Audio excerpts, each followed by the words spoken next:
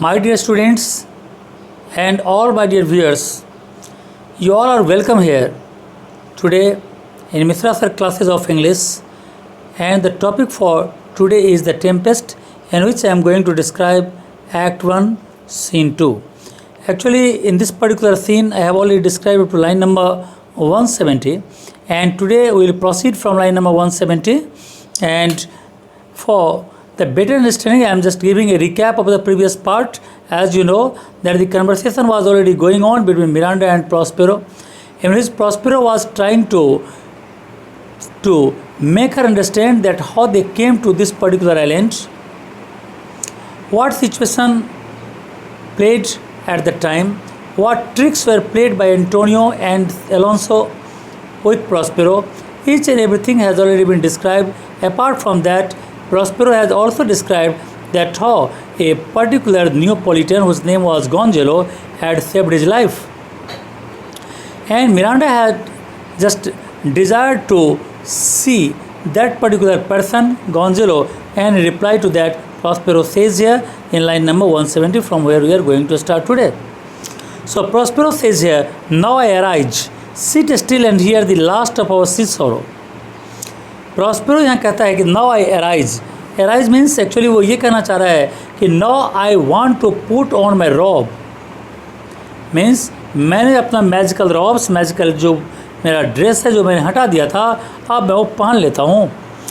But you sit still, लेकिन तुम चुपचाप बैठो. And you hear the last of our sea sorrow, you just hear that what happened in the sea ultimately. तो कहता है तुम चुपचाप बैठ जाओ और सी का, समुद्र के डिस्ट्रेस का जो बाकी पार्ट है उसको तुम ध्यान से सुनो. Here in this island we arrived, ये कहता है इस तरह से हम लोग इस आइलैंड पर आ गए. And here I the schoolmaster made the more profit than other princes can that have more time for vainer hours and tutors not so careful. ये कहता है हम लोग इस तरह से इस आइलैंड पर आ तो गए. And here I as a tutor, और यहाँ पर आकर मैंने एक ट्यूटर की तरह तुम्हें यहाँ पर शिक्षा दी. मोर वैल्यूएबल एजुकेशन तुम्हें प्रोवाइड किया. In comparison to other princes खास तौर पर जो अपना टाइम वेस्ट करती हैं इधर उधर की कामों में, वो न करके मैंने तुमको अच्छी तरह एजुकेशन दिया, अच्छी तरह शिक्षा प्रदान की. और वह शिक्षा मैंने ऐसे प्रदान की जैसा कि कोई भी केयरफुल टीचर भी किसी स्टूडेंट को इतनी अच्छी शिक्षा नहीं दे सकता जितनी अच्छी शिक्षा मैंने as a parent, as a teacher तुमको दी. मैंने कहता है heavens thank you for it, means God bless you for this, God आपको ब्लेस करे इसके लिए. And now I pray you sir, for still it is beating in my mind your reason for raising this sea storm. लेकिन Miranda कहती है sir अभी भी मेरे दिमाग में एक बात अभी भी चल रही है, और वो बात यह है कि आखिर आपने समुद्र में तूफ़ान क्यों उठाया, आपने समुद्र में ये तूफ़ान क्यों उठाया, ये बात अभी भी हमारे दिमाग में चल रही है. प्रॉस्पेरो कहता है नो दस फार फोर्थ, ठीक है अगर ऐसी बात है you may know as much as this. By accident most strange bountiful fortune now my dear lady hath mine enemies brought to this shore. Prospero अब ये इस सवाल का जवाब देता है और कहता है कि मैं तुमको इस बात को समझा रहा हूँ कि बाय स्ट्रेंज एक्सीडेंट, अजीब किस्म का एक एक्सीडेंट हुआ और हमारा फॉर्चून, हमारा नसीब हमारा साथ दे दिया. नाउ फेवरेबली इंक्लाइन टुवार्ड्स मी, मेरा नसीब मेरे फेवर में आ गया और मेरे सारे दुश्मनों को इस समुद्र के किनारे ला दिया. माई वास्ट नॉलेज, और मैंने अपने नॉलेज से इस बात को समझ गया.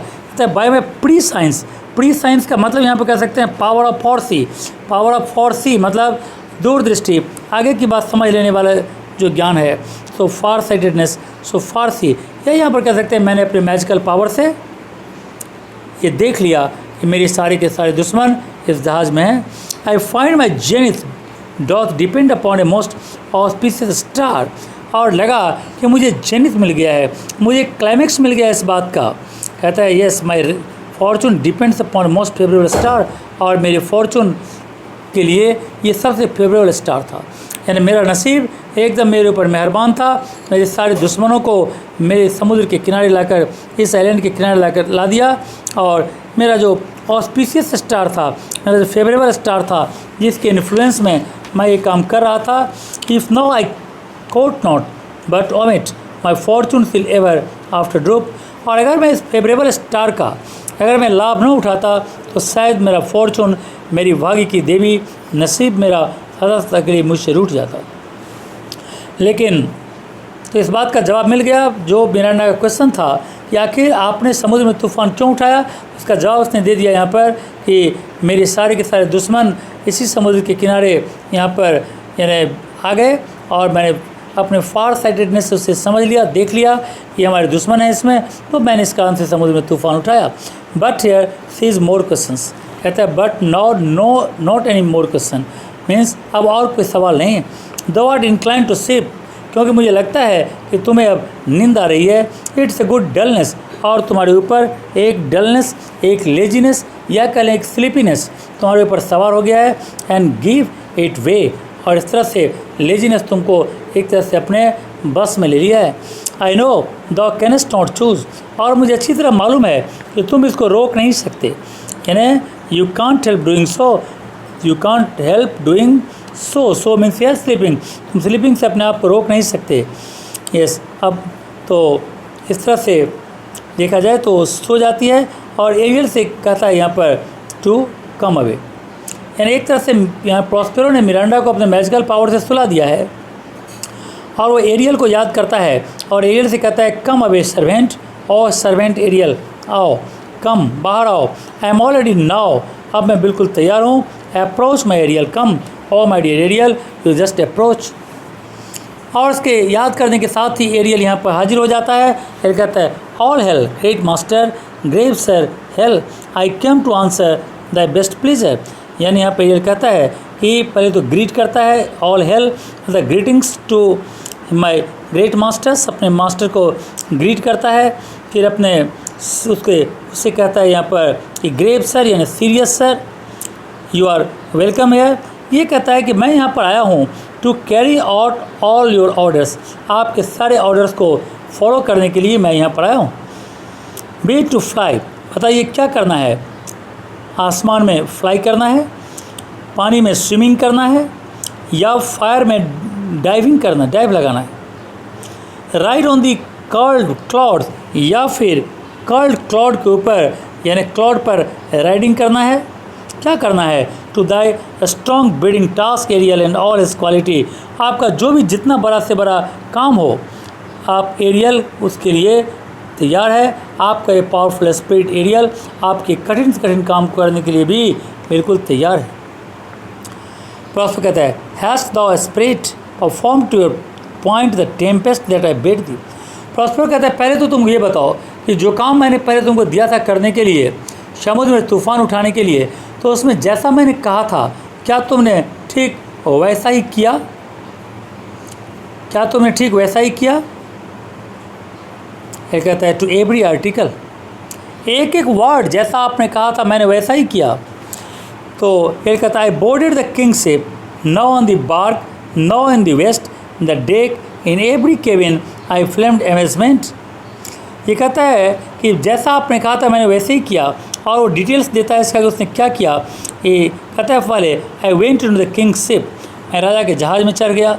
फिर at one moment in the bow, again in mid ship, कभी मैं बो यानी सामने वाले पोर्शन पर गया, फिर मैं डेक के बीच में गया, मिड शिप में गया, और मैं एक प्रत्येक केबिन में गया। I burn like a flame, मैं एक फ्लेम की तरह जलने लगा। And created terror and confusion, और उनके बीच में मैंने टेरर और कन्फ्यूजन की स्थिति पैदा कर दी। Sometimes I would divide and burn in many places, मैं अपने आप को डिवाइड कर लेता था और कई जगह पर यानी फ्लेम करने लगता था। ऑन द टॉप मास्ट, कभी मैं टॉप मास्ट पर जाता था यानी मास्ट के टॉप पर जाता था। इसके अलावा मैं कभी क्रॉस मास्ट पर जाता था, कभी बो स्पीड पर जाता था। And they would unite into one again, और फिर सबको मैं एक साथ यूनाइट भी हो जाता था। जॉब्स lightning the precursors of the dreadful thunderstorm more momentarily and sight or turning were not, the fire and cracks of sulphurous roaring, the most mighty Neptune seemed to besiege and make his bold waves tremble. ये कहता है यहाँ पर कि the lightnings of Jobs एक तरह से ये फॉररनर था किस चीज़ का? fearful thunder का. fearful thunder का फॉररनर था lightnings were not more sudden starting to the sight than my entries. मैं जितना जल्दी एंट्री कर जाता था, एक जगह से दूसरी जगह में चला जाता था, इतना जल्दी तो लाइटनिंग भी नहीं करता. सो मैं लाइटनिंग के स्पीड में भी से भी ज़्यादा स्पीड में मैं अपने आप को यूनाइट कर लेता था. The flash of lightning, the clap of thunder and the continuous rumble seem to encircle the sea. ये सब ऐसा लगता था कि समुद्र को घेर लिया है.